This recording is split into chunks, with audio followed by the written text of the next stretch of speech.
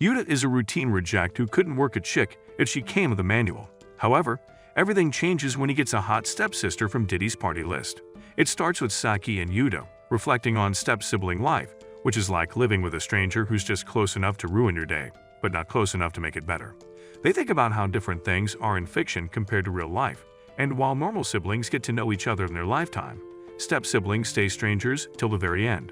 Unbeknownst to them, they cross paths on the street, and while Saki meets up with her mother to have dinner, Yuta sneaks into his workplace but gets caught for being late. The next day, Yuta's father Teishi reveals that a woman named Akiko at a bar babysat his drunk ass, and he somehow decided he was worth keeping. Yuta believes it's a scam, but his father asks him to meet her tonight and then make up his mind. Even though Yuta thinks his father isn't ready for a second marriage, he decides to support his decision as long as it gets him that sloppy toppy. However, things change when he learns Akiko also has a daughter who will be his stepsister. Nice. That night, Yuta meets Akiko with his father and is also introduced to his new stepsister Saki, who turns out to be the same age as him. She is also in the same grade as him and her birthday is just 1 week after Yuta's. Akiko apologizes for showing them an older picture of Saki, revealing that she doesn't like having her pictures taken ever since she grew up. Later, Saki tells Yuta she is relieved because she thought Yuta would be a scary-looking guy, but he's just an ugly wimp.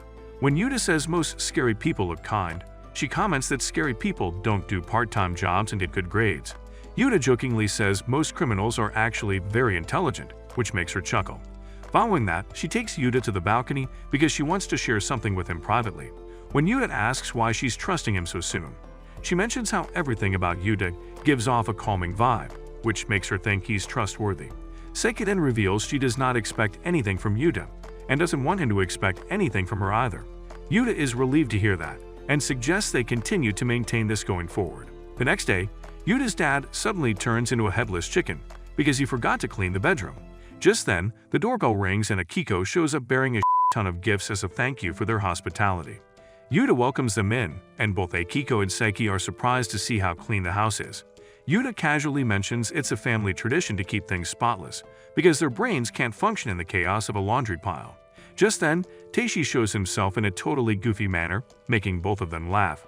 Afterward, Yuta takes Saki to her room, and Saki is surprised because her old place was all worn out. They only had one bedroom in that place, and since Akiko worked night shifts, they would use the same room at different times of the day. She reveals she had the place all to herself during the day. So Yuta apologizes because now she has to share this house with them. However, Saki asks him to stop being so formal with her because they are the same age. Yuta asks if she really wants to be addressed informally, and Saki believes casual talk is very relaxing, even though it will be tough for Yuta to treat her like a close friend. He appreciates Saki's honesty and decides to address her in a more formal manner. She further reveals that her friends made fun of her when she told him about her new life, which is why she cut them off. To ease the tension, Yuta offers to let her unload her luggage while their parents arrange the house. Amid all this, Yuta trips and falls on a woman's bra, and everyone laughs at his expense, which helps them bond. Later, Yuta learns that Saki goes to the same school as him, and since her friends made fun of her, he promises to not interact with her there. Before they can discuss this further, Yuta gets a call from someone and Saki urges him to take it. At night, his coworker Shiori smells a woman's perfume on him and starts teasing him, thinking he's finally swiped his B card. However, Yuta tells him about Saki, and she starts asking dumb questions about her.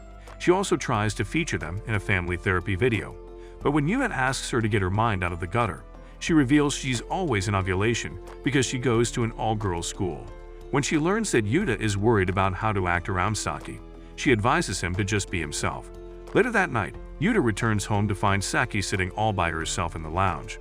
She is a little moved, explaining that she would always be in school when her mother returned from her shift and vice versa. Despite that, they managed to maintain their relationship and even went shopping once in a while.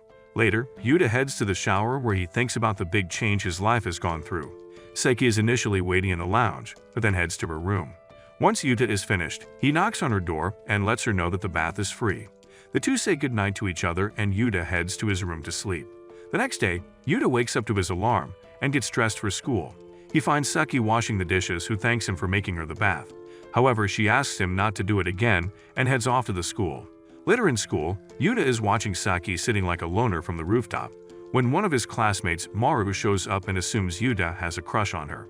Yuta doesn't want to reveal that he's her stepbrother, so he says he is not good enough for a girl like her. However, the classmate says it's the opposite, because he's heard Saki as a call girl. He mentions Seki's blonde hair, pierced ears, and the nasty look on her face, which is apparently a recipe for disaster. When Yuta asks him why he believes in the rumors, he says it's because when a guy from the baseball club asked her out, she turned him down by saying she's just as bad as the rumors say. Yuta believes she was just trying to brush the guy off, but Maru says he's heard the same thing from other guys too.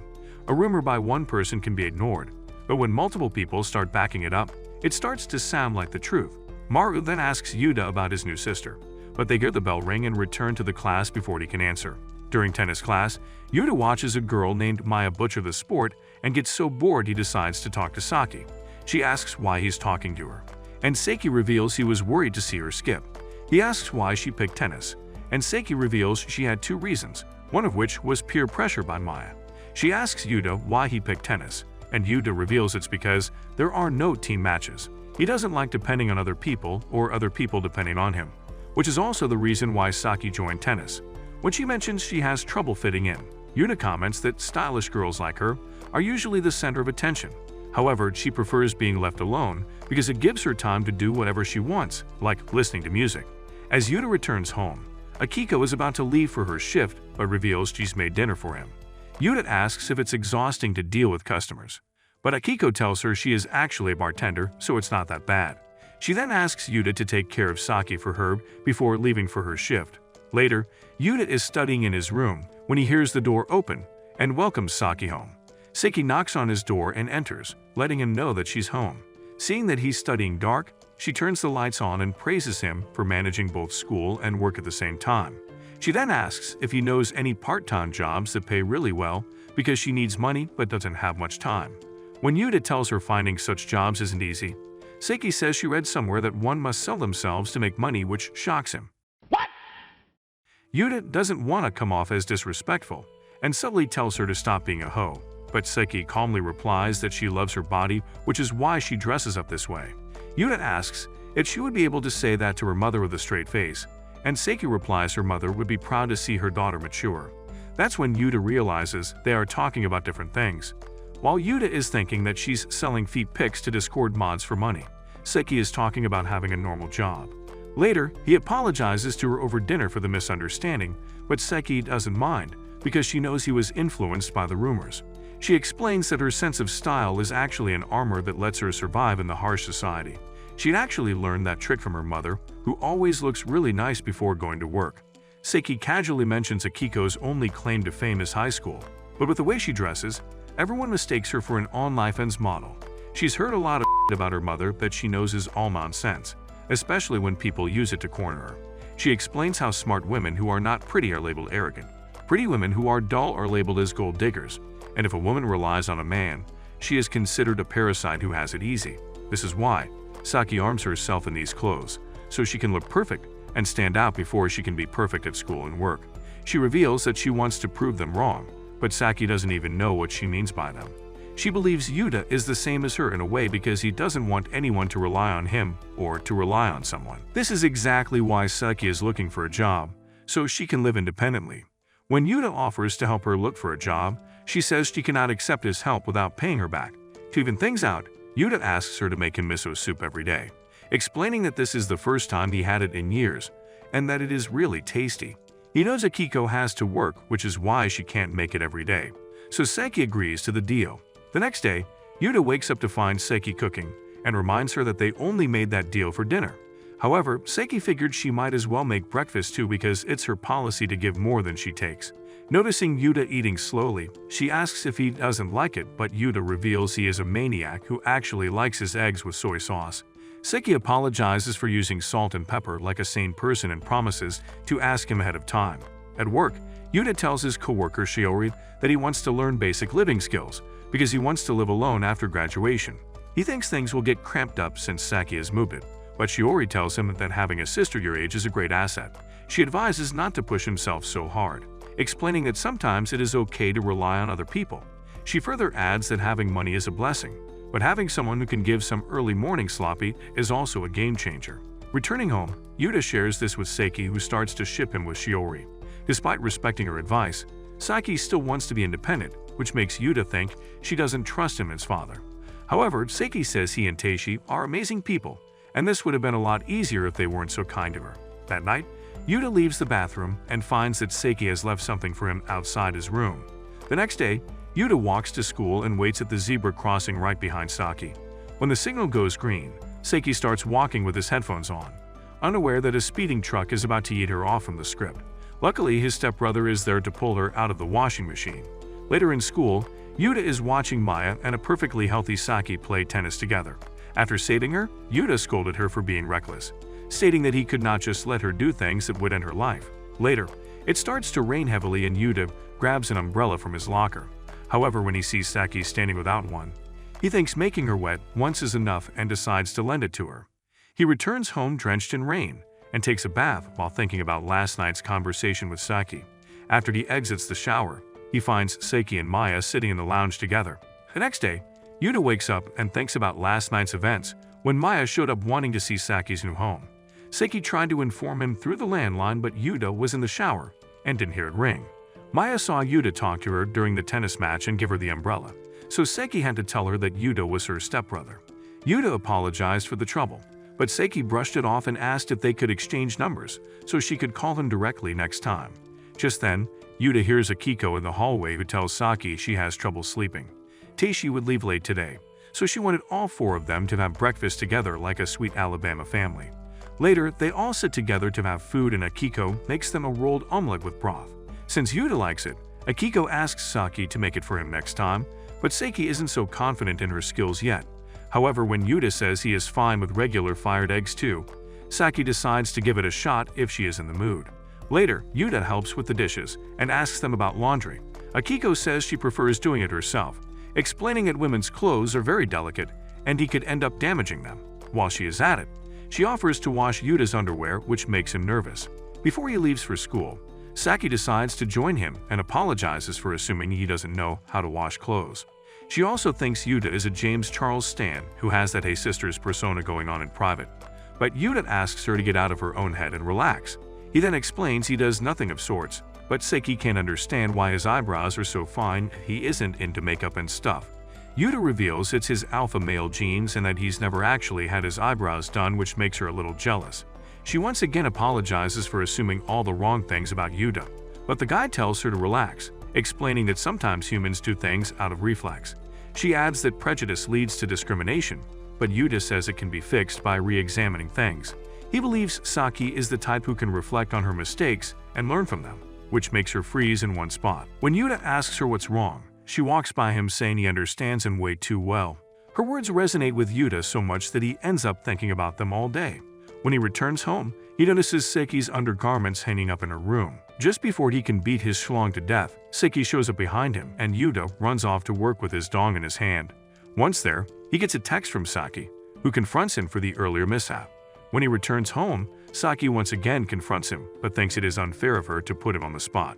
She brings him cocoa to make up for it, and explains that Yuta looking at her undergarments is also a reflex.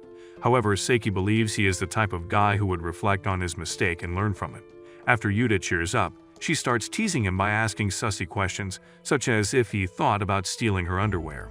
Yuta plays along by saying he had a strong urge, but feeling something and acting on it are completely different things. Saki then abruptly ends the conversation and tells him she's already had dinner before retreating to her room. The next day, Maya walks up to Yuta during the sports class and asks if something happened to Saki because she has been acting distant all day. Later, he texts Saki to ask if something happened, but Saki replies with a cold no several hours later. At night, as the two share dinner, they are awkwardly silent until Yuta tries to strike up a conversation. He apologizes for not finding her a job yet and says she doesn't have to make him dinner until he finds her one. However, Saki continues to distance herself by giving half answers. After taking a bath, Saki puts on her game face and sneaks into the hallway, while Yuta is reading a book in his room. She carefully opens the door and turns the lights off in his room, leaving him confused. She then takes her clothes off and approaches Yuta, asking if he is willing to clap her cheeks so hard it makes her walk side to side for a week. On the day Saki moved in with Yuta, she was relieved over the fact that Yuta and his father were good people. She immediately realized that Yuta was a kind and caring person because he prepared a bath for her. The next day, after Yuta talked to her in school for the first time, Seiki was a little upset because he believed the rumors about her. However, Seiki got over it because Yuta was upset on her behalf when he found out it was all false rumors. The next day, she learned that Yuta likes his eggs with soy sauce and started cooking for him while he found her a job. Seiki noticed that Yuta was apologetic when he couldn't find her a job immediately, but she knew from the start it wouldn't be that easy. The next day, Yuta saved her from an accident, and Seiki was embarrassed to wet her pants in front of him. That day, Maya came over and the three of them had a good time together. After that, Seiki exchanged numbers with Yuta and learned that he is a boomer who uses a landscape as his profile picture. The next day, when Yuta said having an urge and acting are two different things, Seiki realized that everything Yuta says is something she can relate to. This is why spending time with him feels so right, especially because he understands everything she feels. However, Yuta hits her with the begone thought, because she is acting exactly like the women he hates, who use their looks to get ahead. He knows Saki doesn't want to be seen that way and explains that there is no point in proving people wrong if she is using her body as a tool. Seiki makes a feeble attempt to salvage the situation by saying he is the only one who understands her, but Yuta turns her down by saying this is not about him. After she apologizes, she tells him about her daddy issues, revealing that her father used to be a nice guy but changed when his company failed. When Akiko started working to support them, he didn't like either and started labeling her as Twitch Thought. Seiki understood that he was going through a lot, but it was not right for him to disrespect Akiko like this. Yuta agrees, revealing that something similar happened to their family too. When his mother cheated on his dad, Teishi became paranoid of women for a while, and so did he. Seiki realizes that he and Yuta have a lot in common, including the tragedies they faced in life. However, Yuta believes that even with the broken parts, they will be able to get along just fine as siblings, crushing her dream of getting backshots from her stepbro. He jokingly suggests that Seiki calls him Big Brother from now on, which makes her laugh. She thanks Yuta for knocking some sense into her and promises to make it work. That night, Yuta had asked his parents to go on a date, which left him alone with Saki. She realizes that Yuta is a very considerate person, and if she starts calling him Big Brother, she will start depending on him for everything. For now, she calls him by his second name, which makes her lines burn and her panties wet. Without even realizing it, Seiki has developed feelings for Yuta and has trouble falling asleep at night. For someone who wants to live an independent life, this is something really frustrating. A few days later, Yuta heads home while reflecting on the nature of his relationship with Saki. It has been a month since Seiki and Akiko moved in with them, and even though they were strangers at first, Yuta now realizes that they hold a more ambiguous position in his life. As Yuta returns home, he finds Saki waiting for him in the hallway. Turns out she is getting poor grades in modern literature and wants Yuta to tutor her. Later, as the two do laundry, Yuta is surprised to learn that she got a 38 in modern literature, even though she scores super high in other subjects. She admits she's not great at reading people, which Yuta finds weird for someone who's practically a walking empathy manual. He explains how Saki tries to understand his feelings and makes a compromise, but Seiki believes the only reason she compromises is because she can't understand how he feels. She reveals she'll have to take summer classes if she fails, which ruins her dream of getting a job and quitting it 2 days later because adulting is hard. Later, Yuta tries to help her with modern literature, but realizes her answers are emptier than her future career prospects. Seiki initially gets a little frustrated because Yuta is so blunt about her weakness, but quickly realizes he is only trying to help. Yuta then points to the part about a character named Sanshiro she struggled the most with and helps her understand the true meaning behind it. Yuta believes people of today understand it better than older generations and asks Saki to point out the things that are hardest for her to understand. After she does, Yuta explains that Sanshiro has fallen in love with the character named Mineko because he gets jealous when other men approach her. Seiki doesn't understand why he wouldn't say that to Mineko's face, so Yuta explains it's hard to face the person you like directly. He asks Saki to imagine a moment in her life when she struggled to express her true feelings, like when she first fell in love with someone. Seiki says she has zero experience with love and learns that Yuta is an even bigger loner than she is. This gives her the idea that one doesn't need to fall in love to understand modern literature. So Yuta suggests they stop trying to relate with the characters. He asks Saki to look at it like a puzzle and try to memorize the historical context of when the book was written. If she were to link that context with the story, she could understand it better. There are only a few types of questions Seiki needs to memorize, and Yuta believes she can easily do it if she follows this method. Later, Seiki writes the answer to the questions and Yuta tells her that she is doing much better than she did previously. Seki praises him for being a good teacher, but Yuta believes he is average at best. The next day, Seki is studying when Yuta wakes up and decides to get a toast for breakfast. Seki insists that she makes him breakfast, but Yuta tells her to focus on her studies because he wants her to pass the retest. Later in school, Yuta is watching Minecraft TikToks on his phone when Maya spots him in the locker room and sneaks up on him. She starts sniffing him like a dog and starts calling him Oni-chan. But Yuta wants to keep his relationship with Saki a secret. When Yuta asks why she's in such a good mood today, Maya reveals she just finished her exams, so now she plans to release all the pent-up stress. She further reveals she got a total of 808 points, so she doesn't need to take any retests. Yuta's surprised because he's never scored that high, and Maya doesn't waste a second rubbing it in like it's her full-time job. She reveals she's maintained a 90% average throughout the entire high school, so Yuta asks her to help Saki in modern literature. He reveals he's already done everything he can for Saki, so if she needs additional help she will need someone like Maya. Maya realizes that Yuta cares for Seki and tells him that she puts on like background music which helps her study. As the two walk away, Maya praises him for being a good brother and starts joking about her having 100 brothers in his family.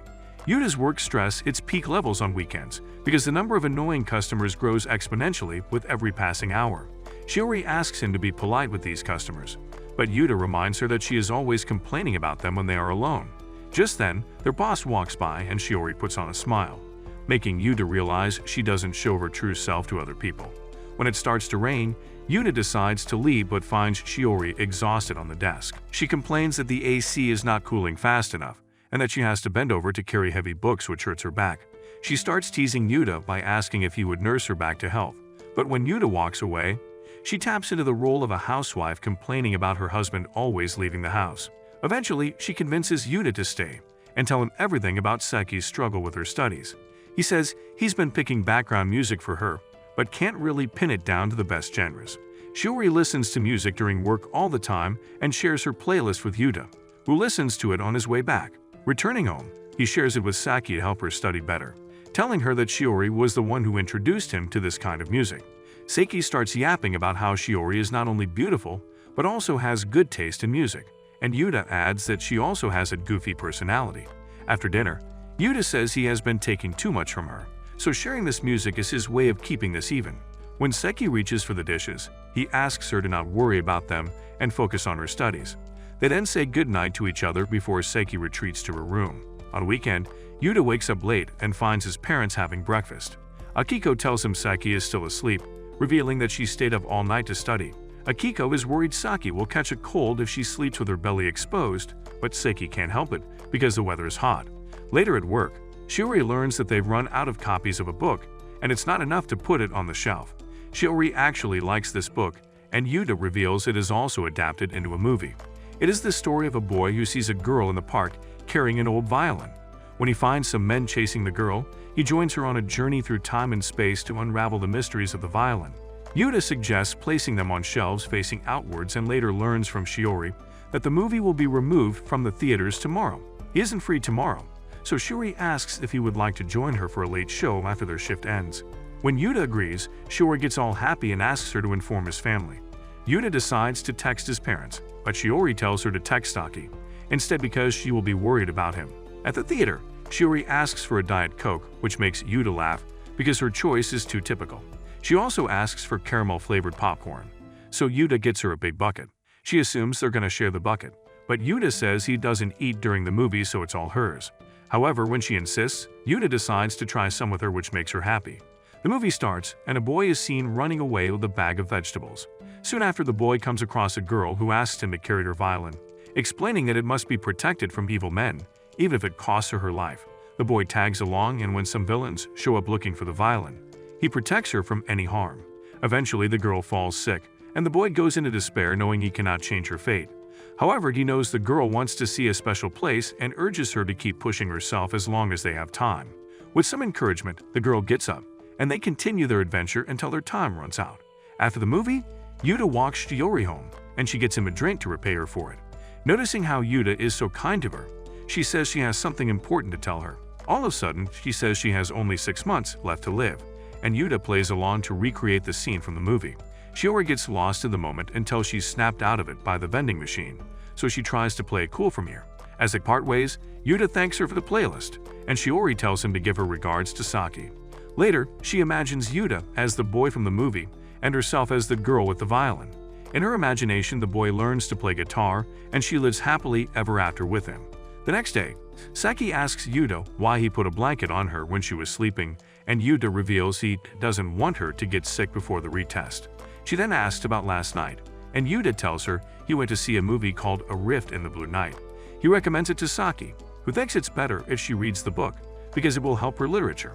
When Saki asks if he's dating Shiori, Yuta almost spits his drink out like she just accused him of committing tax fraud. Yuta reveals they are just co-workers, and they have a lot to talk about since both of them read a lot of books. When Saki says she should read books too, Yuta replies it will give him another friend to share his thoughts with. Later, Yuta meets Shiori at their workplace and helps her restock the shelves. Just then, Shiori notices a customer in the shop and tends to her, who turns out to be none other than Saki. Shiori gets all excited to see and starts throwing compliments left and right until Yuta shows up. Saki asks him to help find a study guide and the novel of the movie he saw yesterday.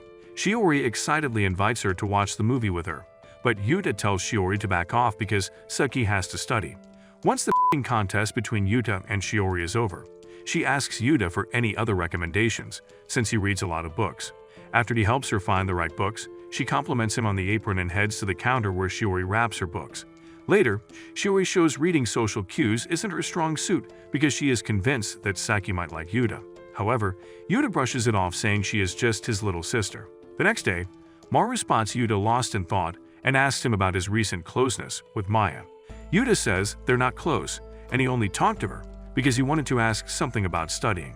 Maru believes Yuta crushing on her and asks him to come to him if he ever needs advice on relationships.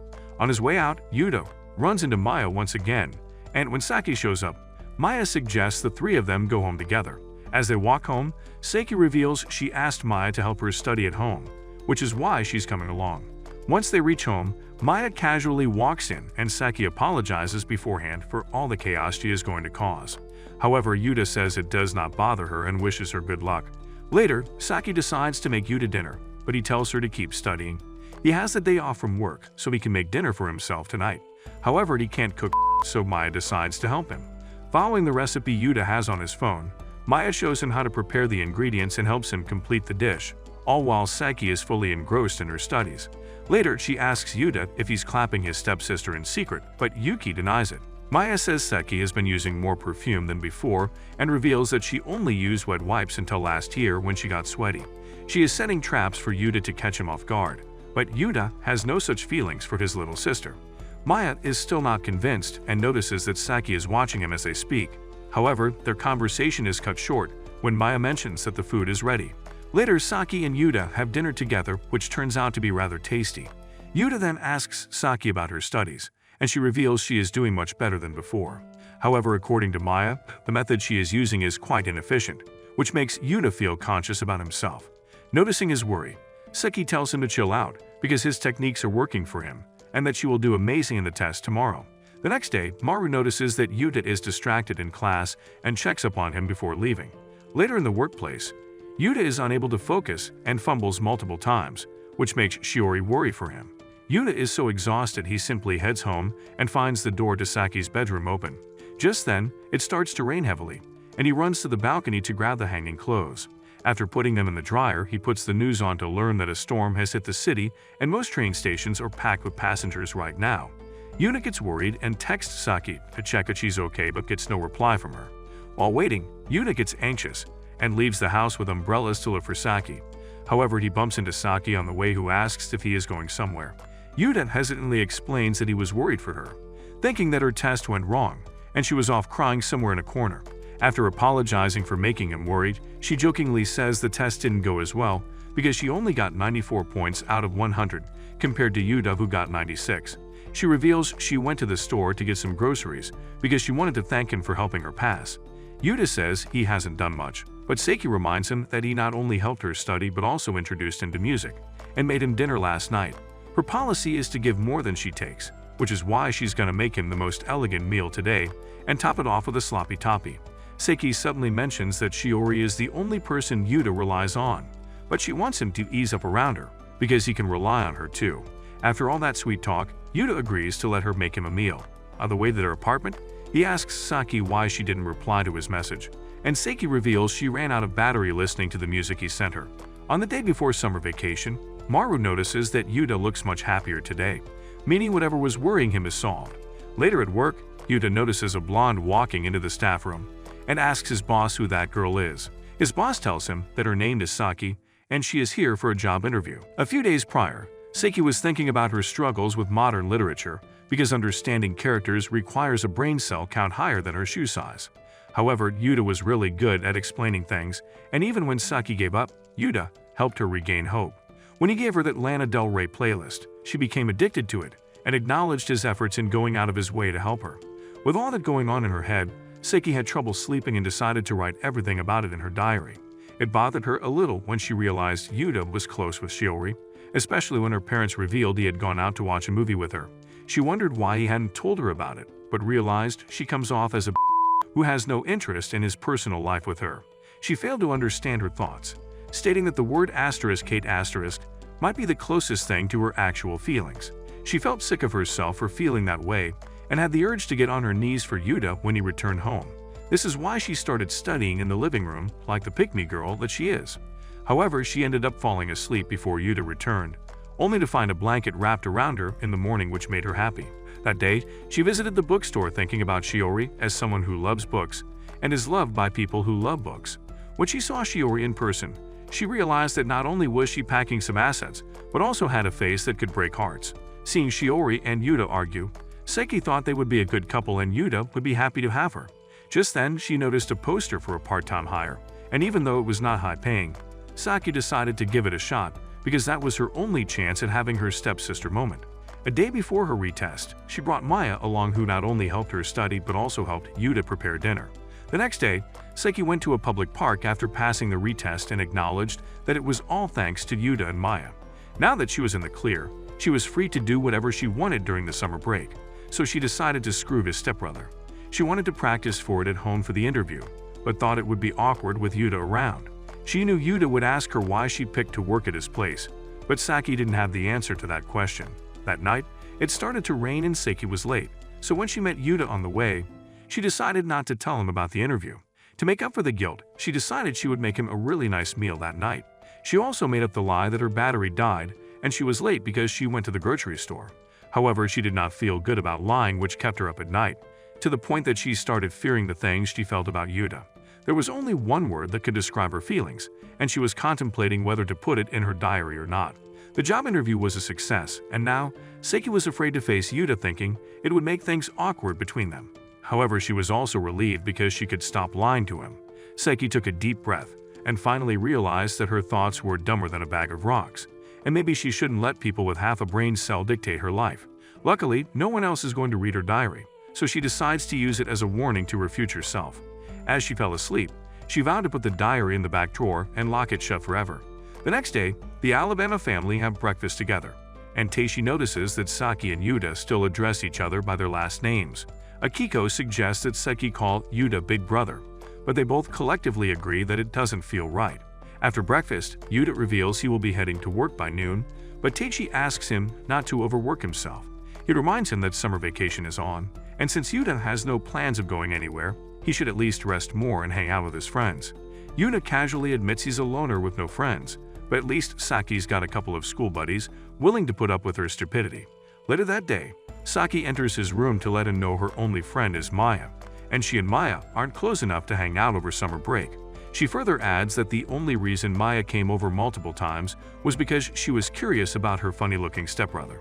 Maya is a considerate person who gives her space, making Yuta realize that Saki prefers solitude just like him. Later that day, Yuta and Shiori watch Saki working alongside them, and when Saki seems to be struggling, Shiori asks Yuta to help her out. Turns out the book she is looking for is hidden under another book, which she finds with Yuta's help. Later, as they walk home together, she asks Yuta how he knew where the book was, and Yuta tells him that the misplaced book was released a while ago, which is why it had no business being in the newly released pile. Saki is impressed by his experience, but Yuta mentions that Shiori is even quicker than him. Passing a boutique, Saki comments that fall is here, but Yuta thinks summer hasn't left because of the heat. When she points to the mannequins wearing fall outfits, she realizes Yuta has no interest in fashion, which is why he dresses like a disgusting hermit. The next day, Teishi is busy fixing the broken AC when Yuta shows up asking about Saki. Akiko says she left because she doesn't handle heat very well, reminiscing about her childhood when she would demand a lot of ice cream in summer. She stopped throwing tantrums when she started going to middle school. But Akiko misses the days when Saki would ask her for things. Later, while Yuta is reading a book, he gets a call from Maru and meets him in a cafe. Maru asks if he is going to the pool with Saki and Maya, only to learn that Yuta wasn't even invited. That night, Saki and Yuta walk home from work, and Yuta praises Saki for catching on rather quickly. As they continue walking, Yuta asks Saki if she is invited to the pool as well, which surprises her. She asks if Maya snitched behind her back, but Yuta tells him that Maya doesn't have his phone number. She asks Yuta if he wants to go, and Yuta says he will feel out of place since the pools are for people who think their life is fun, when in reality they are dying of misery.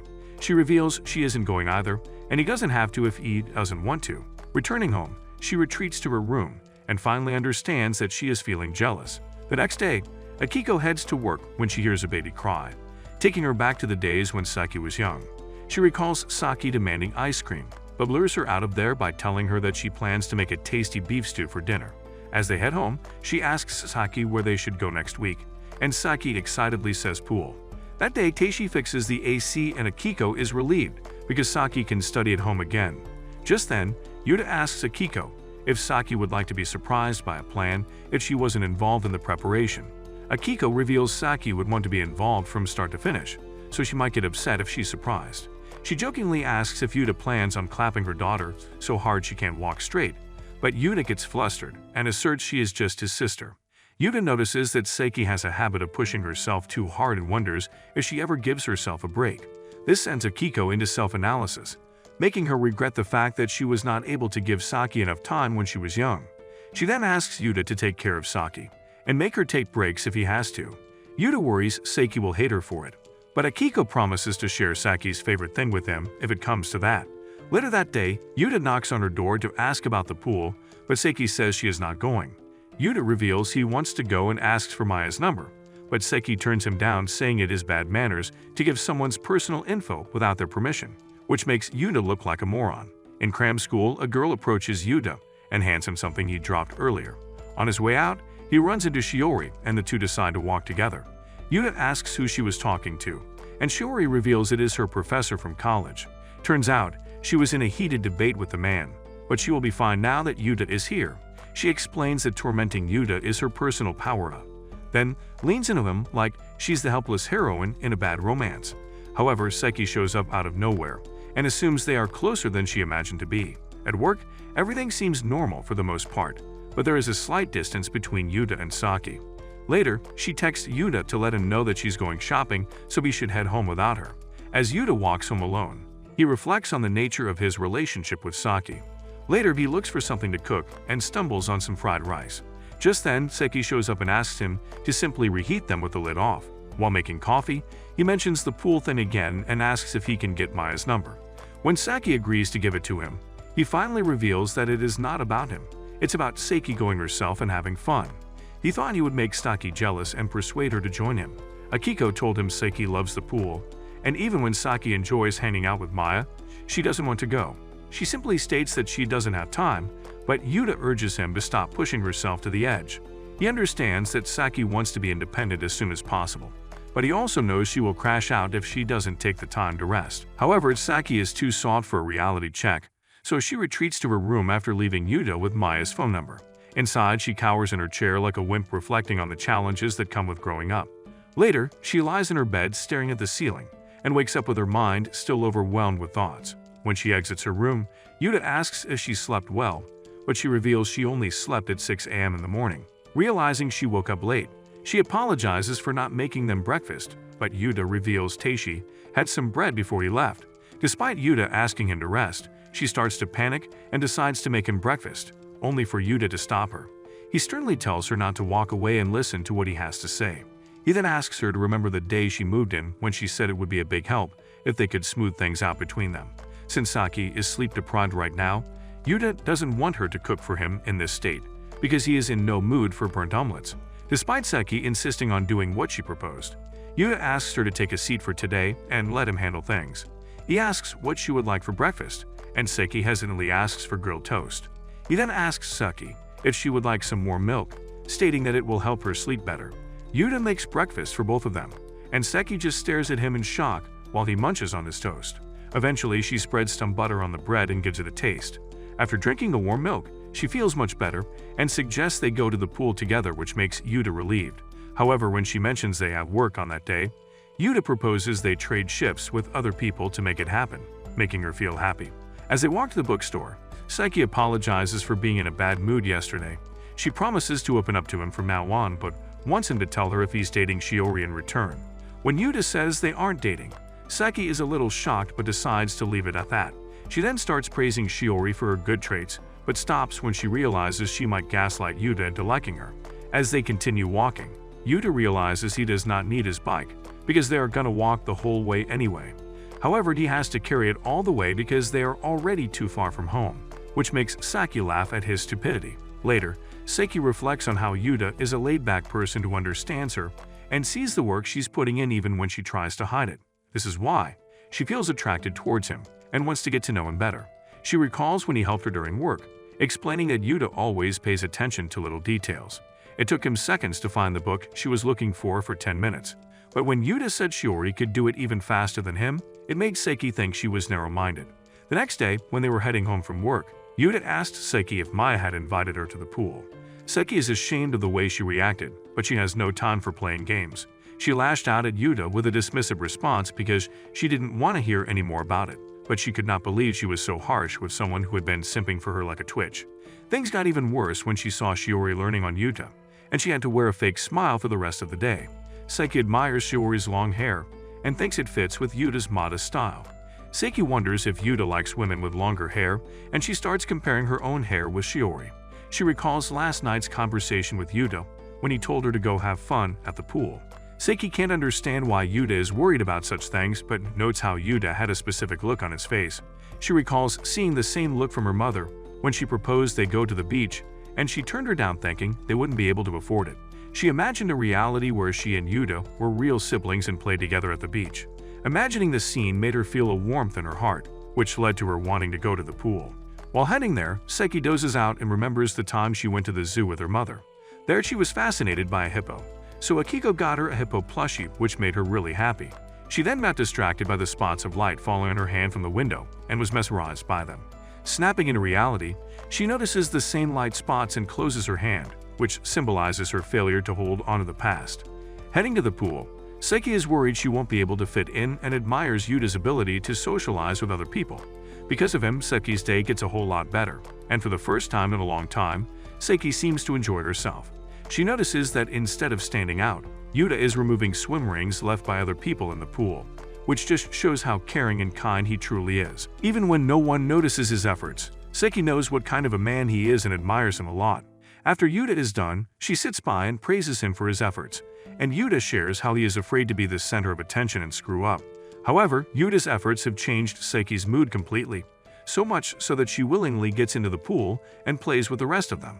Seeing her have fun, Yuta recalls all the times she's laughed around him, and finally realizes how beautiful she truly is. And without even realizing it, he starts to like her if only a little. On their way back, Yuta socializes with his friends, while thinking about how he's developed a cynical view of relationships, thanks to his dysfunctional family. This is why he's never fallen in love with anyone until now.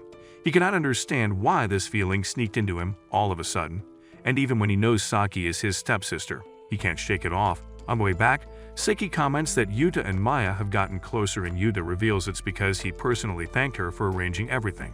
Seki then thanks Yuta, revealing she's always liked swimming pools and she had fun today all because of him.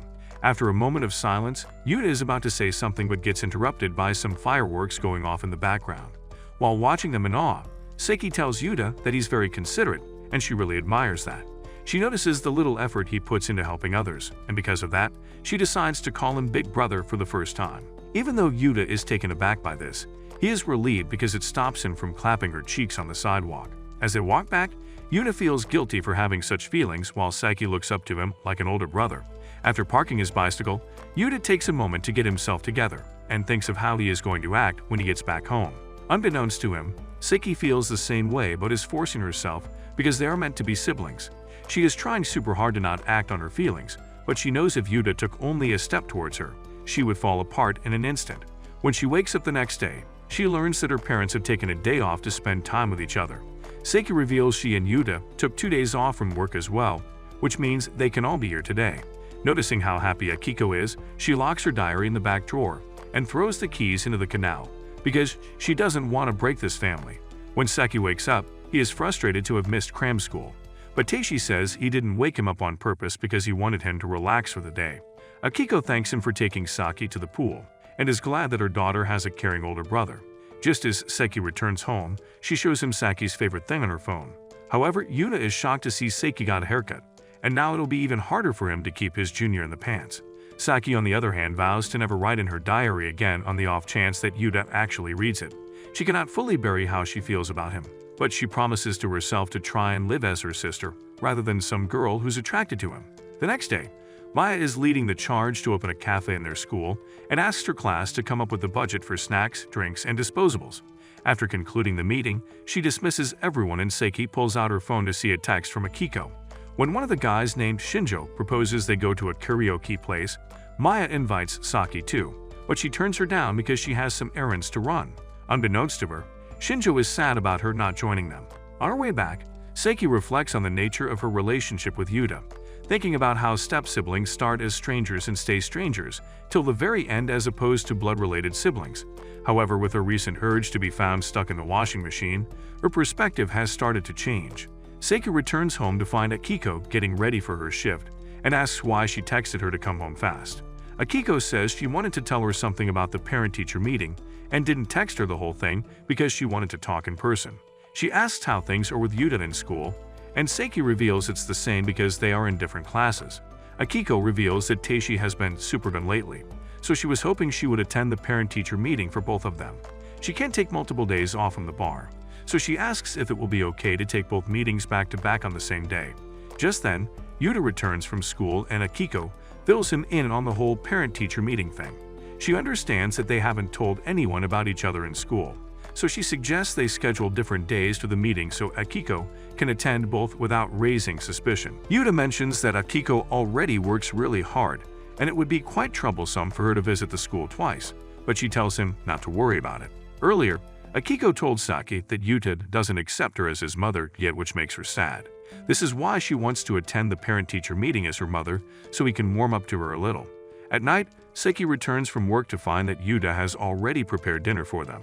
After a moment of silence, they both decide to talk about the PTM over the table. Yuta starts by saying they didn't want people to know they were siblings, but he does not have a problem with it now. Seki reveals she feels the same way, especially because hiding it any longer would affect their parents negatively. Thus, they decide to schedule their meetings on the same day so Akiko can be done with it in one trip. Seki says there is another reason why she wants Akiko to attend both of their meetings but doesn't elaborate further. When she gets up to do the dishes, Yuta asks her to let him do it, but she proposes they do it together. While at it, they talk about different things that strengthen their bond as siblings. In their own minds, they acknowledge each other as step-siblings and get the feeling of that sweet home Alamava family for the first time since they'd met. The next day, Teishi asks Yuta if he is okay with this, but Yuta tells him he and Seki made this decision together. Teishi reveals Akiko wants them to be a family, so this gesture would make her really happy. Just then, Seki wakes up and apologizes for not making them breakfast, but Teishi asks her to eat with them. Seki then shows Yuta a text message from Akiko, revealing that she is really happy about their decision. As Yuta heads to cram school, he reflects on his life and wonders if Akiko can really be a motherly figure in his life. Later, he tells Maru that he and Seki are step-siblings, and Maru apologizes for painting Saki as a twitch thought earlier. He also apologizes for thinking Yuta has fallen in love with Seki, and comments that they are doing fine as siblings. Meanwhile, in class, Maya and the squad are chilling out together when Shinjo proposes they go out again later this month. He proposes they go bowling, but when Seki says she has to study, he proposes they arrange a study session in the library. Maya reveals her parents are always out on the weekends, so they should come over to her place instead. Later, as Yuta grabs his stuff from the locker, he hears Maya and her friends socializing with Saki, which makes him a little happy. At work, Shiori notices that he looks gloomy and mentions he and Seki have been taking different shifts lately. In her own goofy manner, she asks him to spill the tea and asks if he misses Saki. Yuta says he's just a brother to Saki, and the reason for his long face is definitely not her. To cheer him up, Shiori reveals her college is holding an open campus event and asks Yuta to go with her. She believes Yuta will cheer up once he's surrounded by hot babes in your area, making Yuta realize she goes to an all-girls college. Later, he approaches a girl to help her and realizes she's the same girl he saw during cram school. She asks if he still goes there, and Yuta reveals he does, but only on weekends.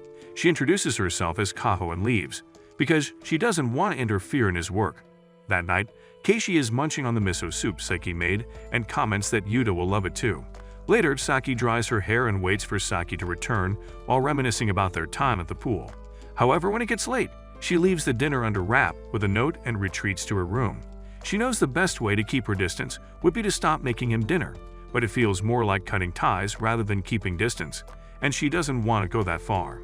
On the day of PTM, the family has breakfast together, and Akiko goes through his schedule once again to make sure she attends the meetings on time. Both of the meetings are 20 minutes apart, which means she will not get much sleep today. She has to wake up by 2, and since no one is home by that time, Teishi promises to give her a wake-up call. Later, Yuta is waiting for his meeting at the library when Maya tells him Seki went home. Turns out, she forgot something and had to go back, so she decided to wake up her mother too. Meanwhile, Maya asks Yuta if he has a crush on Saki, but he denies it. He explains that they are siblings, but Maya reminds him that they were strangers a short time ago, so it is normal to feel that way. When Yuta makes it clear that they are just siblings, Maya asks if she is allowed to ship Saki with someone else. She reveals someone else like Saki, but Yuta says she doesn't need her permission to set them up. Later, as Akiko joins Yuta for the meeting, she asks if he ever ran into Saki before they were siblings, but Yuta says he doesn't remember. Yuta then guides her to the room, and Akiko promises to do her best. Inside, his tutor says Yuta is on the right track and can easily get into top universities in Tokyo if he keeps this up. He gives credit to Akiko for raising Yuta so well, and before she can clear the misunderstanding, Yuta seconds his teacher by saying he is grateful to her. After the meeting, Seki makes her way to the room and sees that Akiko is so happy she is basically crying and embracing Yuta for what he said. Later, she attends Saki's meeting where her teacher says she was initially worried about Saki being a pick-me, but after careful observation, she realizes Saki is just a sweet little girl who likes to dress pretty. She asks Saki which college she would like to go to, and Saki says anything that costs low and has value in the market. Her teacher recommends Tsukinomiya Women's College, and even though it's prestigious, she thinks Saki can make it if she works hard. Saki isn't too confident, but her teacher suggests she visit the open campus to see for herself. On their way back, Akiko asks what her plans are, and Saki says she'll visit the campus tomorrow. The two then walk home together, with Akiko showing a lot of excitement for the future.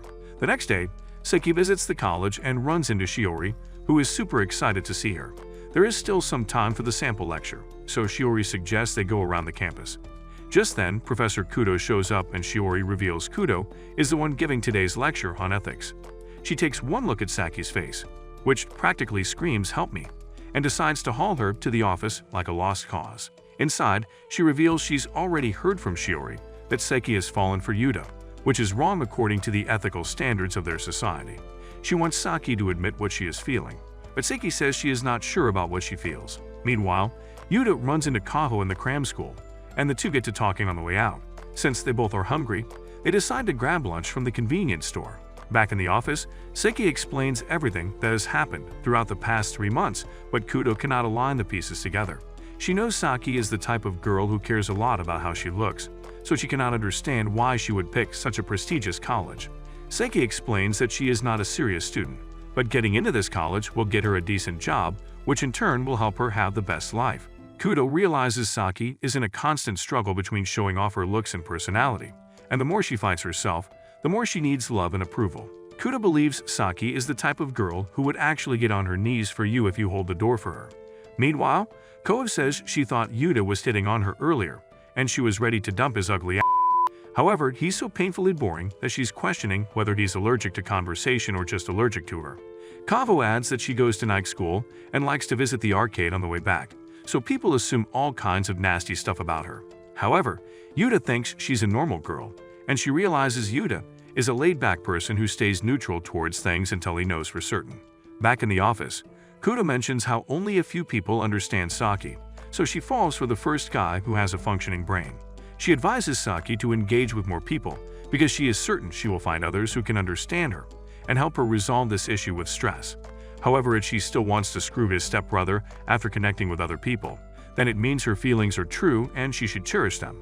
After that, they both exit her office and head to the classroom, where Kudo gives the students a sample lecture on ethics. Meanwhile, Ko wants to hang out again, and Yuta reveals he will be in the study room tomorrow morning. Kaho then suggests they have lunch together tomorrow, and Yuta agrees to it in hopes for some sloppy toppy. He then asks why she didn't pick up the rice ball at the convenience store, and Koho reveals it's because the seaweed sticks to the teeth, which annoys her. That night, Seki tells Yuta she met Shiori and a really weird professor at college. She reveals she got into a debate with her which exhausted her by the end, but she had fun nonetheless. Yuta asks if she will go tomorrow as well, and Saki decides to give it a shot to help her understand herself better. She asks what Yuta will do tomorrow, and Yuta reveals he's supposed to play hard to get with a chick she met at cram school. Instead of feeling jealous, Seki is actually happy for him, and Yuta is relieved because not only did Saki find a reason to attend college, but he also found a friend he could talk to. They're both making their own connections and are on their way to separate paths in life, which will help them get over the complicated feelings in their heart. Slowly but surely, they are turning from strangers who like each other to proper siblings. A few days later, Saki is in a group study session with her friends and realizes that instead of memorizing the right answers, she should learn how to find them. She reflects on how textbook questions do not help one get better at a subject, and in that situation, a person should rely on others. She learned from Yuta to accept one's shortcomings, ask for help, and then give it back whenever you can. She admits that people can't read minds, so it is necessary to communicate or it will be unfair to others. However, she isn't even following her own policy and is keeping her true feelings from someone who deserves to hear them the most. Later, she visits the local store with Shinjo to buy snacks, and on the way they get talking about his little sister. By sheer coincidence, Yuta sees them from the window of the restaurant he went to with Kaho. Noticing the shock on his face, Koho comments that he had a look on his face yesterday, which made her think he was running from something. She realizes he came to the cram school not to study or hit on her, but to seek sanctuary from his feelings. As they order dessert, she asks if his problem has something to do with love, stating it is normal to look for new experiences to escape a painful love story. Yuta reveals he fell for someone that he never should have fallen for, and if he were to act on his feelings, he would cause a lot of problems for others. Seeing him in distress, she asks him to come with her after cram school. Meanwhile, Shinjo shoots his shot and tells Saki he likes her, and Seki has to pretend to be faltered by it. However, she makes it clear that she can never see Shinjo as a boyfriend, which breaks his heart. The man promises never to bother her again and leaves hiding his sorrow behind a smile. Later, she recalls Kudo's words about connecting with others and texts Yuta to let him know she will be late tonight. At night, Yuta is out with Kaho looking down on the city. Kaho comments that most of these people are useless NPCs, and she used to be one of them. She thinks Yuta is also one of these people, which pisses her off. She can tell Yuta grew up without a woman he could rely on, which is why he faces everything objectively. Even though it is a gift in her eyes, she can also see that Yuta had to force himself to learn that skill. He asks Kaho if it is the same for her, and she reveals she's lost faith in humanity as a whole. She lost both her parents in an accident when she was in middle school, and since both their families opposed the marriage, they mocked them at the funeral. At that time, Ko didn't feel hatred or sadness, but a sense of resignation. In the end, her aunt couldn't see her being left all alone and had the heart to adopt her. She even told Ko to try and make peace with her heart, knowing that she had a lot of pent-up anger and frustration. Even though Ko acted as if she had given up, her aunt knew what she really felt and helped her address those emotions. Ko believes Yuta also has a lot of bottled-up feelings that need to be addressed, but Yuta is still in denial. He can deceive his heart all he wants, but if he doesn't resolve it soon, it will eat him up from the inside. The next day, Yuta and Seki are having breakfast together, and Yuta mentions seeing her yesterday. He says he was at a restaurant nearby and saw her walking with a guy from the window. After telling her she was with Shinjo, she asks why he came home late last night. When Yuta says he was walking around, she assumes it was with Shiori, but learns that he's made a new friend. He says she helped her understand his true feelings, so he wants to work some things out. Yuta then drops the bomb that he has feelings for Saki, and Seki is so shocked she assumes he is making fun of her. However, she quickly realizes he would never do something so cruel and asks what he meant by it. After making sure Yuta really knows what he is saying, she says it might be because he has been deprived of the opposite gender all his life. She tries to play it off as him having stronger than normal feelings for her as his sister, but it gets too overwhelming for her, so she retreats to her room. Yuta is unable to bear this burden alone and knocks on her door. After some time, she opens it and pulls her in, saying she is okay with it. She then embraces Yuta and thanks him for having the balls to tell her, admitting that it would have weighed heavily on him if he had kept it to himself. She still thinks Yuta doesn't truly understand his own feelings, but whether he's just deprived or really likes her, she is okay with both of them, especially because she is also in the same dilemma. She wants to embrace Yuta if it helps him feel better, and wants him to do the same when she needs to be assured. They both agree that they don't want to make things hard for their parents, and for that reason, they decide to compromise. They'd also admit that it makes them jealous when they see each other hanging out with other people. And Saki once again states that such jealousy can also happen between siblings. This is why they need to act like brothers and sisters in front of the world, and carry this burden in private. When Saki can't hold her tears back, Yuta comforts her and assures her that they will figure this out together, allowing her to be relieved of the pressure. They were strangers just yesterday, but now they're living proof that Sweet Home Alabama isn't just a song, it's a lifestyle. That's it for this video. Leave a like and comment which anime you want us to cover next. If you want more recaps like this, watch this video here.